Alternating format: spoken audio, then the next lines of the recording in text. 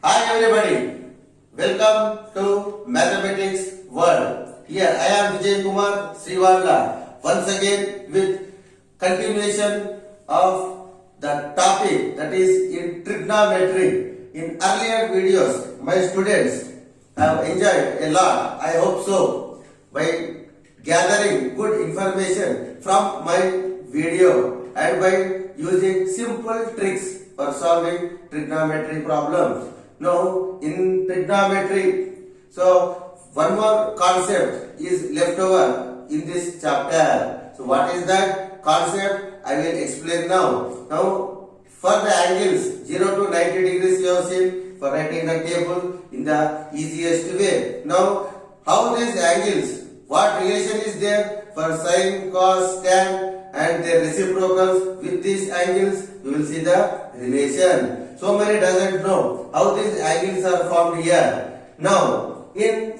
trigonometry,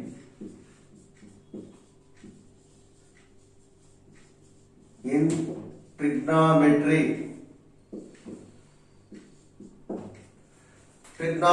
I said trigonometry is nothing but measuring the sides of angles of a triangle. Measuring the angles of a triangle is called trigonometry. Now we know about circle.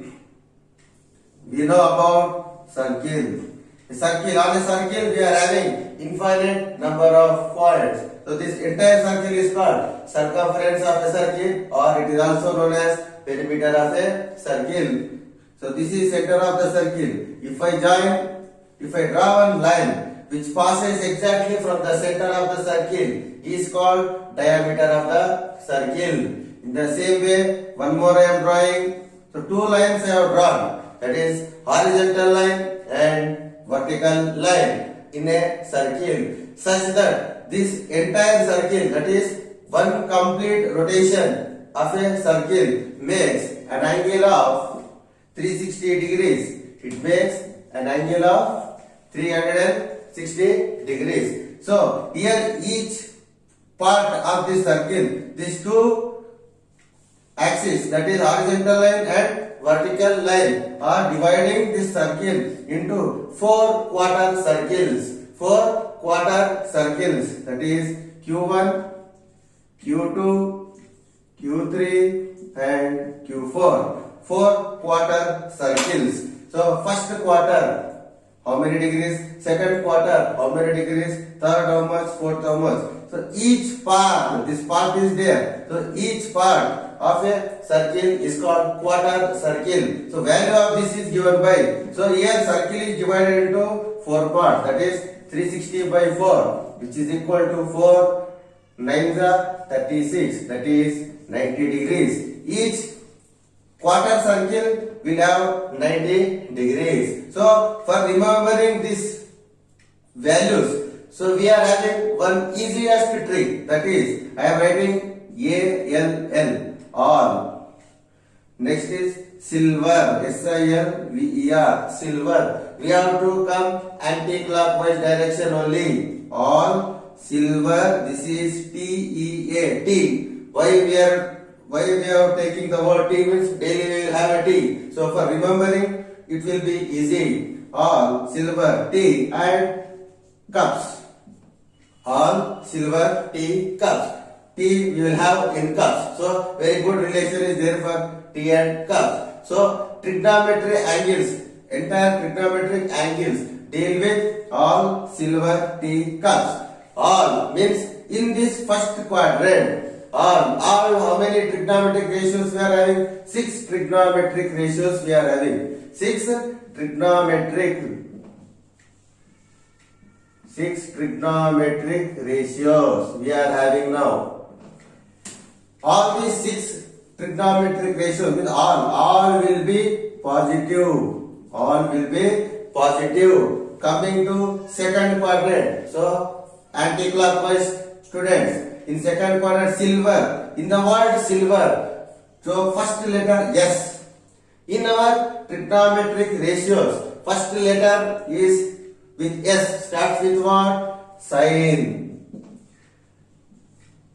Sine starts with the letter S. So in the second quadrant, sine and So reciprocal of sine is cosec. Reciprocal of sine is cosec. Out of 6 trigonometric ratios, sine and cosec, these two are only positive here. These two are only positive. Whereas remaining 4, what are they? Cos, tan, cot and secant. The other 4 except these two will be negative in the second quadrant. Comparing to 1 and 2, in first we are having all positive values only. In second quadrant, sine and cosec takes positive value, whereas remaining 4 goes negative value. Coming to third concept, that is third circle, third quarter circle. What is the first letter here? T is there.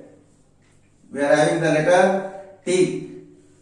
From the word T, so with the letter T, what we are having? Trigonometric ratio, what we are having? Tan. Tan is there. So in this tan, and the reciprocal of tan is what? Cot. Reciprocal of tan is cot. Reciprocal of cot is tan. Means in third quadrant T, that is tan theta and cot theta. Both are positive. Tan theta and cot theta. Both are positive. So remaining means sine, cosec, cos and secant. Remaining these 4 falls as negative values. Clear, my dear students? Now we are coming to next quadrant, that is fourth quadrant. Cups, C-U-P-S, cups. First letter C. With C what we are having? Cos. So in this quadrant, cos. Reciprocal of cos is secant. Cos and secant both are positive. So remaining 4. What are remaining 4? Sine, tan, cot and cosec. These 4 falls under negative value. So these quadrant are divided into 90 degrees. Here first one can be written as, this one can be written as 90 minus theta. So here we can use quadrant one as 90 minus theta. Next quadrant, when we jump here, it becomes 180 minus theta. Again from second, when you come to third, this becomes 270 minus theta. From third to fourth, when you come, this becomes 360 minus theta. So 90 minus theta, 180 minus theta. When you come from 90 to 180, this may be 90 plus theta also, or 90 plus theta, or 180 minus theta. When you come to third, this is 270 minus theta, or this is also can be written as 180 plus theta. When you come to fourth quadrant, this becomes 270 minus theta becomes 270 plus theta, or 360 minus theta. When you are coming from fourth, again you have to come to quadrant 1. What is that? 90 minus theta or 360 plus theta. So this circle is divided into 4 quadrants in this way. So why we are writing this all silver teacups means I have explained now. How why the angles are formed, what purpose it is useful here. Now, why 90 minus theta is there? Why 90 plus theta, 270 minus theta, 360 minus theta, 360 plus theta? Why we have taken this and how these are helpful to us in finding the values? One small example I will give now. So here we are having now sine. I want the value of sine 90 minus theta. So here sine 90 minus theta. Sine 90 minus theta, I said it lies in first quadrant only. Sine 90 minus theta is nothing but cos theta. Cos 90 minus theta is nothing but sin theta. For 90 and 270, you have to take the opposite, that is sin to cos, cos to sin. Only for 90 and 270 degrees. So here tan 90 minus theta is equal to cot theta. Cot 90 minus theta is equal to tan theta. Whereas secant 90 minus theta is equal to cosec theta, or cosec 90 minus theta is equal to secant theta. So 90 minus theta. So in 90 minus theta is cos, sin, cot, everything. Means 90 minus theta falls under quadrant 1. In first quadrant, we are having all positive. See, students, observe the right side values. Everything is plus only. Everything is plus values only. If I take sin 90 plus theta, 90 plus theta means it comes here. So that becomes sin 90 plus theta. Sin becomes what?